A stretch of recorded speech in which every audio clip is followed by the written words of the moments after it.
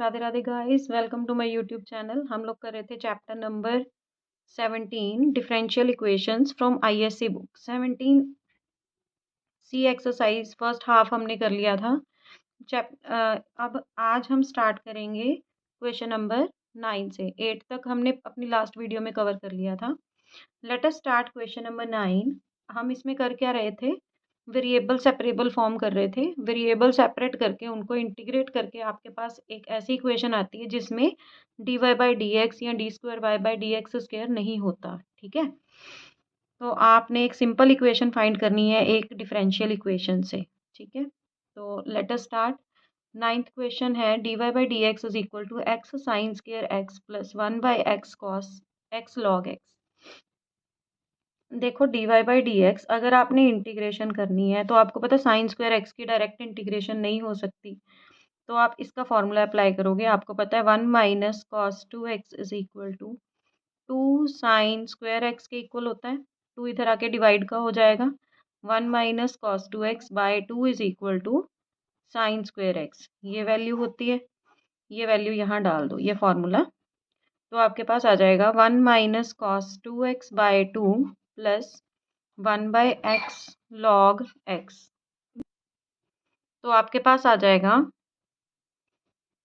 देखो एक्स को अंदर मल्टीप्लाई कर लोगे, d y by d x is equal to x by 2 minus x cos 2x by 2 plus 1 by x log x. अब variable separate कर लो, जो राइट हैंड साइड है वो सारी आपकी एक्स में ही है, तो यहाँ से dx को आप उधर शिफ्ट कर सकते हो। dy is equal to x by 2 minus x cos 2x by 2 plus 1 by x log x dx। ये आ गया। अब इंटीग्रेटिंग बोथ साइड्स, दोनों को इंटीग्रेट कर लो। अब देखो इंटीग्रेशन आप सेपरेट भी कर सकते हो। इंटीग्रेशन ऑफ dy तो आपको पता है y हो गया। इंटीग्रेशन ऑफ x बाई 2 हो जाएगा एक्स स्क्र बाई 2 और एक 2 ये वाला, minus integration of 1 by 2 x cos x 2x dx plus integration of 1 by x log x dx। तीनों को सेपरेट कर लिया। इसका इंटीग्रेशन आप इजीली कर सकते हो, एक्स स्क्र बाई 2 होता है। इसका इंटीग्रेशन और इसका इंटीग्रेशन सबको सेपरेट कर लिया। अब आप इसको ऐसे लिख सकते हो, y is equal to x square by 4 minus half into I1 plus I2 लिख सकते हो। तो अब क्या करते हैं, I1 और I2 को सेपरेटली सॉल्व कर लेते हैं। पहले I1 की वैल्यू है आपकी integration of x cos 2x। अब दो वेरिएबल आपके पास मल्टीप्लाई में आ जाए तो आपने कौन सा आइलेट लगाना होता है, मतलब इंटीग्रेशन बाय पार्ट्स करना होता है। तो उसमें आइलेट के अकॉर्डिंग आपके पास एक ट्रिग्नोमेट्रिक फंक्शन है, एक अलजेब्रा फंक्शन है। तो ये फर्स्ट फंक्शन, ये सेकंड फंक्शन। एक्स को ऐसे ही रखा, integration of cos 2x dx minus integration of derivative of x into integration of cos 2x dx का होल इंटीग्रेशन। ये आपके पास आ जाएगा। एक्स कॉस का होता है sine 2x by 2 minus integration derivative of x1 cos 2x का integration sign 2x by 2 dx। अब ये आ गया x sine 2x by 2 minus sine का होता है प्लस माइनस का कॉस, तो माइनस माइनस प्लस हो गया कॉस 2x बाय एक 2 ये वाला, एक 2 जो इसका आएगा प्लस सी। ये आ गया आपके पास I1 की वैल्यू। सिमिलरली I2 फाइंड करना है।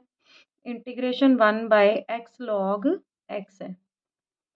तो देखो यहाँ पे अगर आप log x को लेट करोगे तो 1 बाय एक्स बन जाएगा आपका।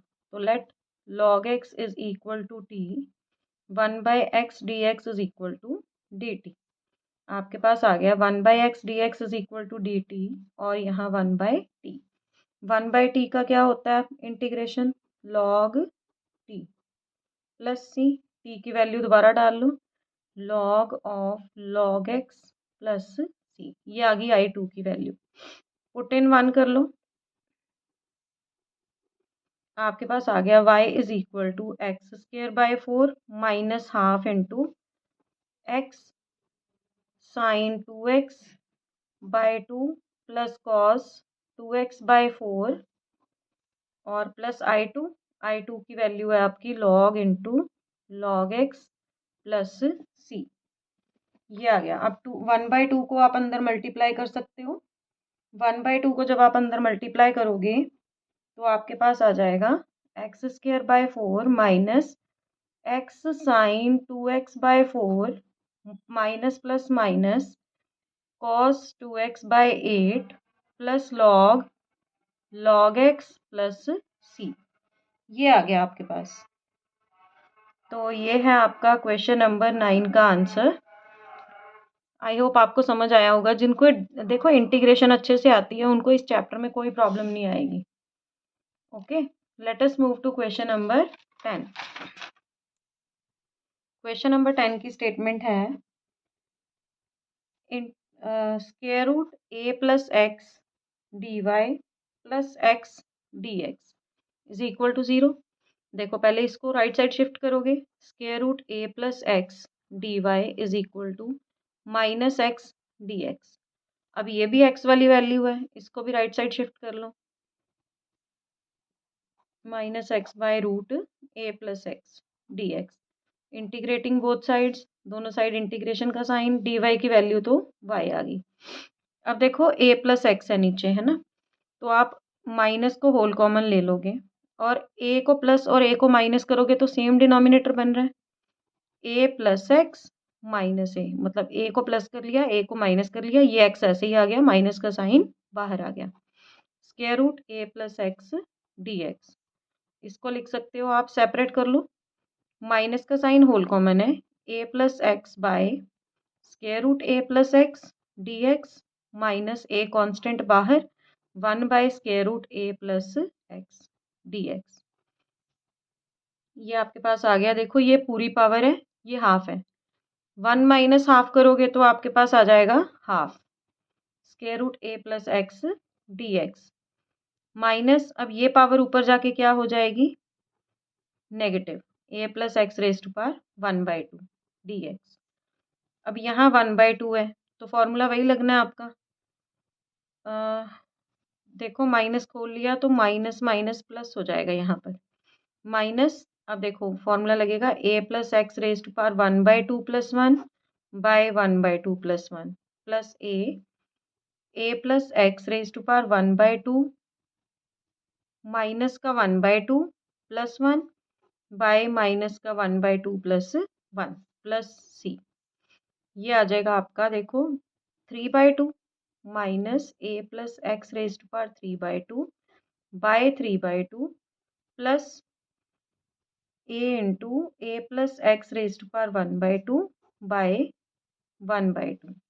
तो ये 2 ऊपर चला जाएगा, आपके पास क्या आ जाएगा, ये y is equal to minus a plus x, ये 2 ऊपर चला जाएगा, a plus x raise to power 3/2/3 plus 2 into a plus x raise to power 1/2 plus c.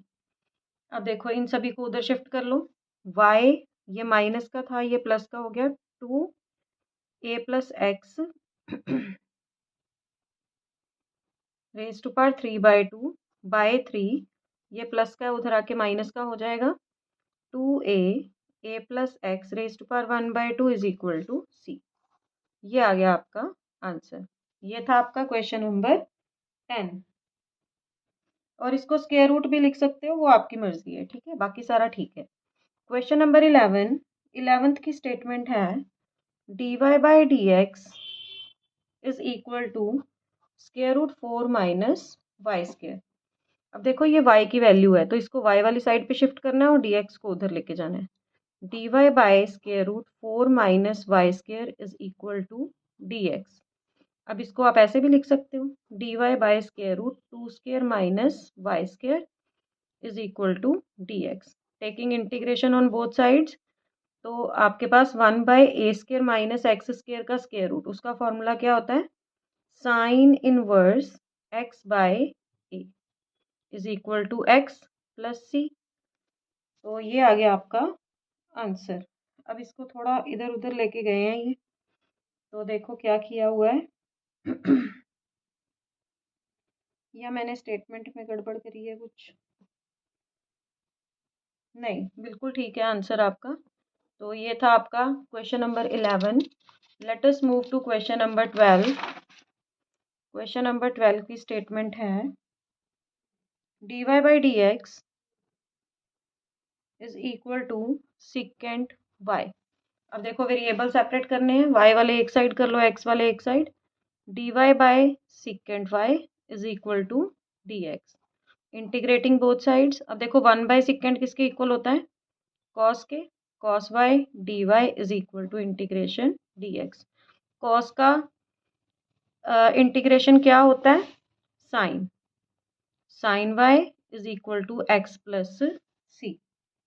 ये आ गया आपका आंसर। देखो सी कांस्टेंट जो है आप यहाँ भी रख सकते हो, यहाँ भी, तो उससे कोई फर्क नहीं पड़ता। ठीक है, तो ये था आपका क्वेश्चन नंबर 12। क्वेश्चन नंबर 13 की स्टेटमेंट है question number 13 d y by d x is equal to 2 raise to power minus y. फिर से वेरिएबल सेपरेट करने हैं, वाई वाले एक साइड और एक्स एक साइड।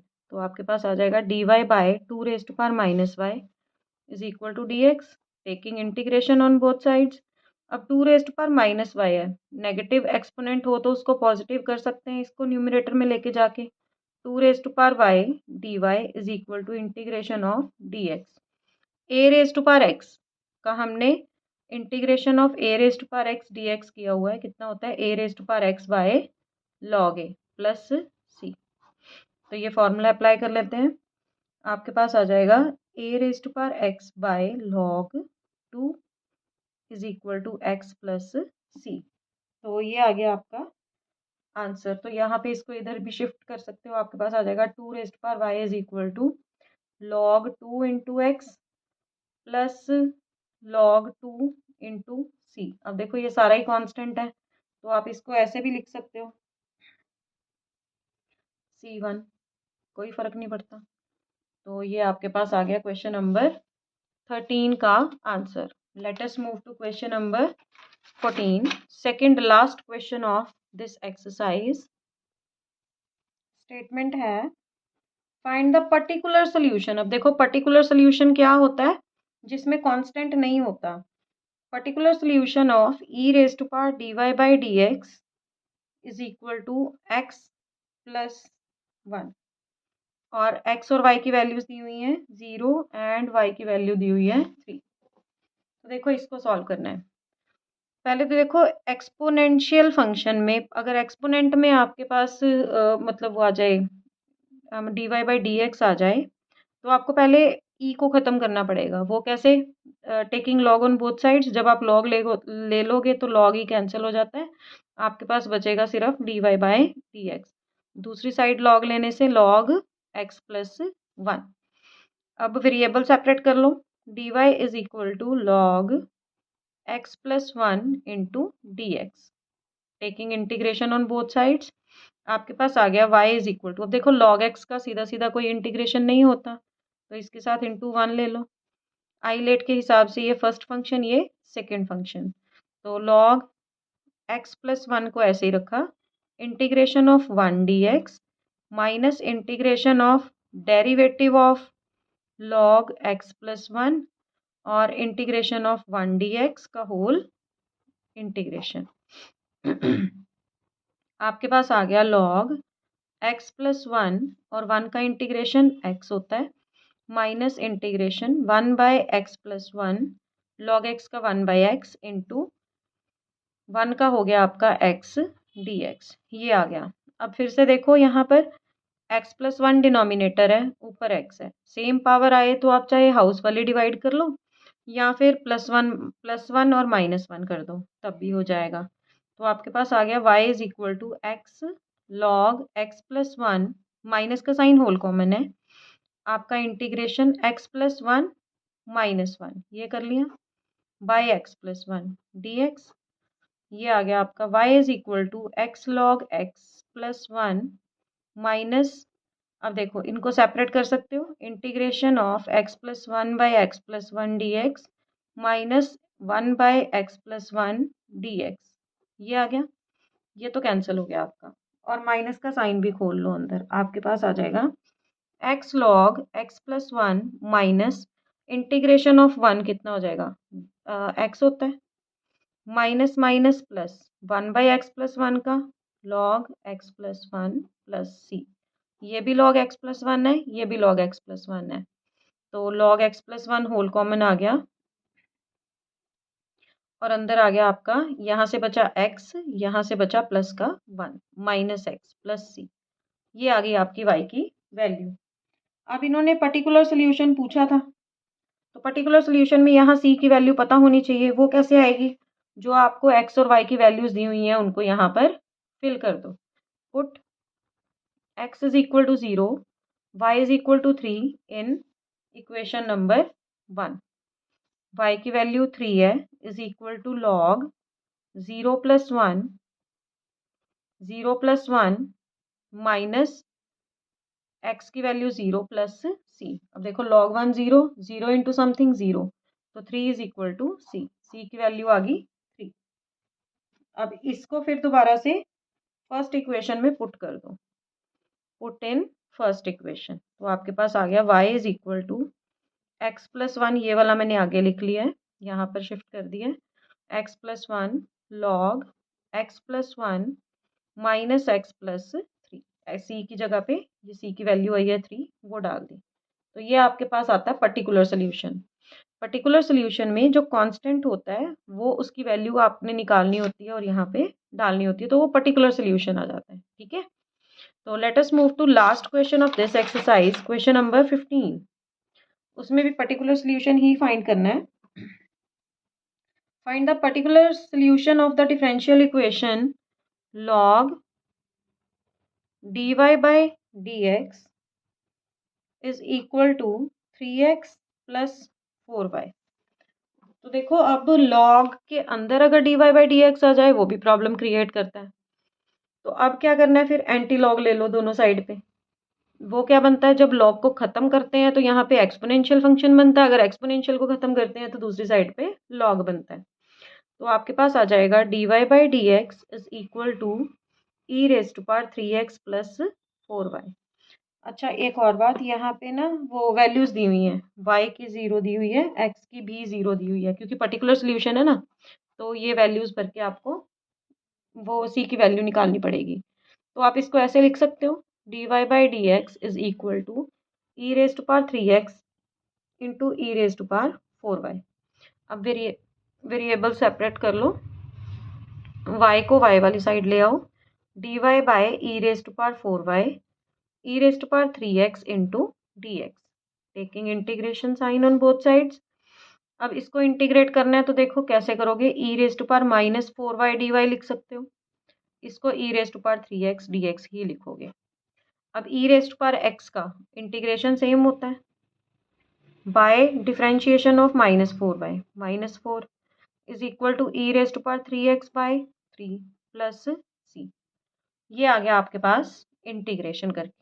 ठीक है, अब ये वैल्यूज को डालना है, put y is equal to 0, x is equal to 0 in first equation. तो आपके पास क्या आ जाएगा, minus e raise to power 0 by 4, क्योंकि माइनस मैंने आगे लगा लिया, e raise to power 0 by 3 plus c, anything raise to power 0 is equal to 1, minus 1/4, ये आ जाएगा 1/3, ये उधर जाके माइनस का 1/3 इज इक्वल टू सी आ गया। तो आपके पास आ गया यहाँ पर 12 एलसीएम आ गया, -3 -4 is equal to C, -7/12 is equal to C, C की वैल्यू आ गई। अब इसको दोबारा आप फर्स्ट इक्वेशन में डालोगे तो आपके पास पर्टिकुलर सोल्यूशन आ जाएगा। Put in equation number 1, e raise to power -4y by -4 e raise to power 3x by 3 plus minus का 7/12, ये पर्टिकुलर सोल्यूशन है। अब इसको थोड़ा सा अरेंज कर लेते हैं, ये माइनस की वैल्यू है, इसको लाके इधर प्लस की बना दो, 7/12 is equal to e raise to power 3x by 3, और ये माइनस की है, ये भी उधर जाके प्लस की हो जाएगी। तो ये आपका पर्टिकुलर सोल्यूशन आंसर आ गया। देखो आपकी बुक में ना सिर्फ सी की वैल्यू दी हुई है, लेकिन इन्होंने क्वेश्चन में पूछा है find the particular solution of differential equation this. तो पर्टिकुलर सोल्यूशन का मतलब होता है कि आपने सी की वैल्यू को इक्वेशन में डाल के फिर आंसर देना है, ठीक है। और बुक में बाय मिस प्रिंट आपको आंसर गलत दिया हुआ है, सी की वैल्यू अकेली दी हुई है, तो इसको दोबारा भरना भी है, ठीक है। तो ये था आपका क्वेश्चन नंबर 15, 17 सी का लास्ट क्वेश्चन। तो यहाँ हमारी 17 सी एक्सरसाइज खत्म होती है। In our next video we will start 17 d. So अगर आप लोगों को मेरी वीडियोस इंफॉर्मेटिव लग रही हैं तो please like share and subscribe my channel. So till our next video, Radhe Radhe, bye bye.